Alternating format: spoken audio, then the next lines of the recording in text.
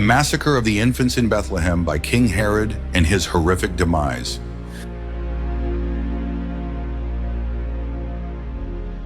King Herod, known for his cruelty, learned of the birth of the King of the Jews from the Magi, wise men from the east, who followed a star that led them to Jerusalem.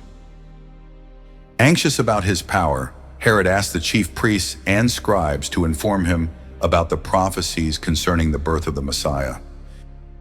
The religious leaders, seizing the opportunity, not only referred him to the prophet Micah, who had prophesied Bethlehem as the birthplace of Christ, but also appeared willing to contribute to the infant's annihilation. This reveals their infidelity and their intention to maintain their power, seeing Christ as a threat to their interests. Herod, convinced by this information, ordered the Magi to return and reveal to him where the infant was, so that he could supposedly worship him as well.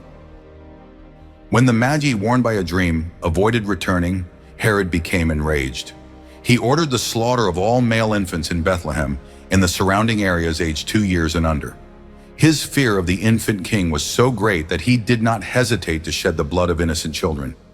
This act of his fulfilled the prophecy of Jeremiah. A voice was heard in Ramah, weeping and much lamentation, Rachel weeping for her children. The slaughter of the innocents became the beginning of the holy martyrs who were sacrificed for Christ.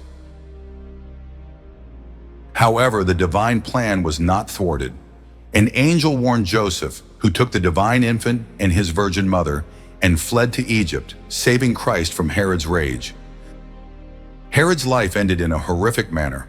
While he was planning new murders, even that of his son Antipater, he was afflicted with a terrible disease. His body began to rot, full of sores and worms, and he suffered unbearable pains. His death, interpreted as divine punishment, brought no relief, as he passed into eternal damnation, sowing terror until his last breath, tormenting all his opponents and killing his son Antipater. Within this ironic ending echoes the wise voice of Pope Leo the Great. Herod, you are troubled with idle fear. Your kingdom would not contain Christ, nor can the Lord of the world be confined within the narrow limits of the power of your scepter. He whom you do not wish to reign in Judea already reigns everywhere.